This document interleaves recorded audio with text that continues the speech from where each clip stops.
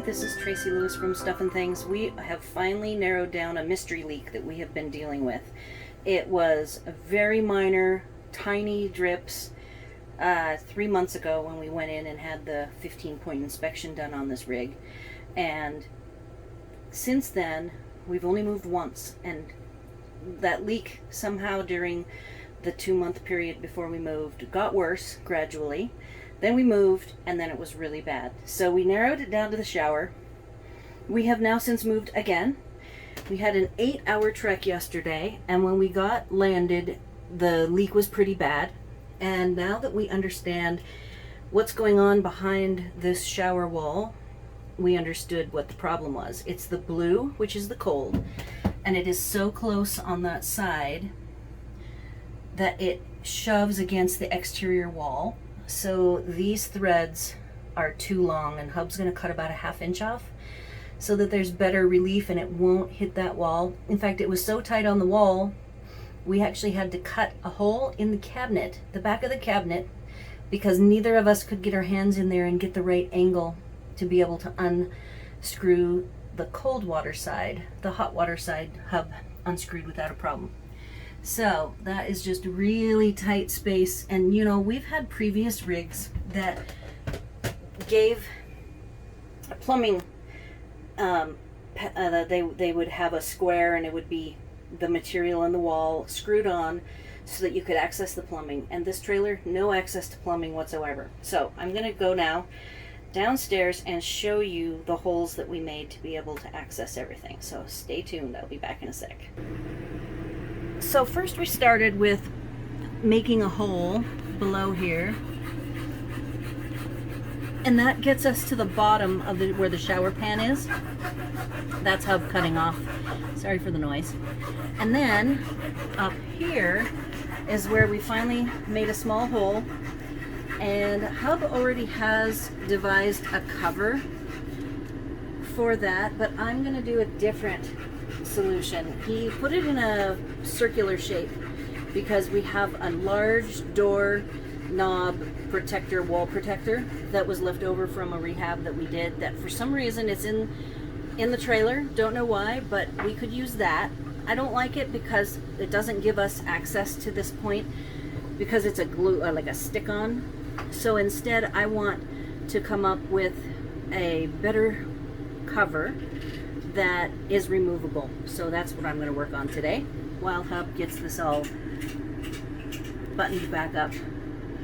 And hopefully we will have solved our mystery water leak. I'm just really glad that it wasn't the black water. Now, I don't know if you guys, I don't even think I videoed this, but we noticed before we moved 3 weeks ago from Mount Vernon to La Conner that the bottom protective black cover underneath the trailer looked pregnant, and it was because it was full of water.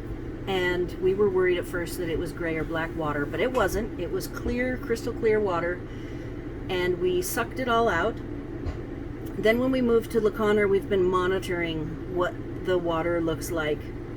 And then when we moved here, which was an 8-hour drive, we had a lot of water.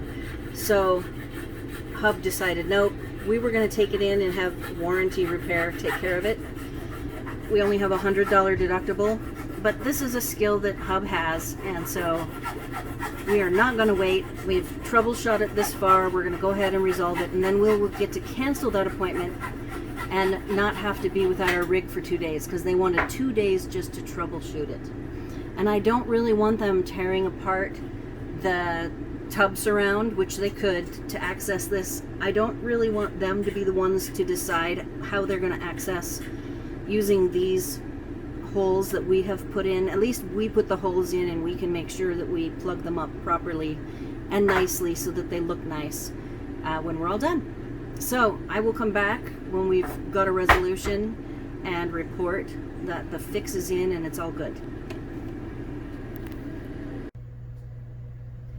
Hey, I'm back with an update. So we never could make the clamp on the red line solid. The blue, totally bone dry. The red at the clamp, right at this clamp was leaking and it just needed to be replaced. So hub went off to Ace, couldn't find anything at Ace, then had to drive down to Spokane to Lowe's. Couldn't find the flexible hose he wanted, so he got some new rigid PEX pieces.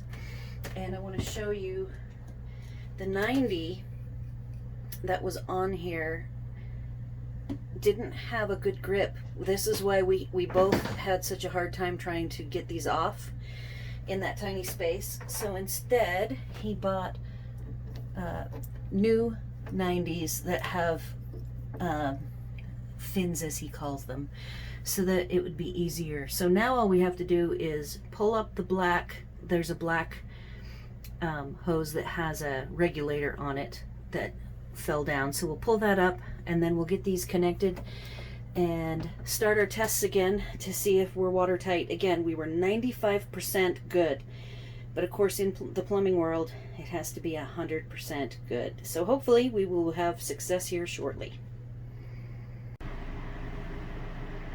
Hey, we have one last little tidbit. It seems like the culprit in all this was when Hub cut off the threads. This is the part he cut off, about a ½ inch from the faucet handle, the back side. He didn't make sure they were perfectly flat. We're talking perfectly flat and beveled. So when we put the second, so we actually did have a pretty good seal with the original set, but there was a leak at the clamp, so he had to go and get new parts.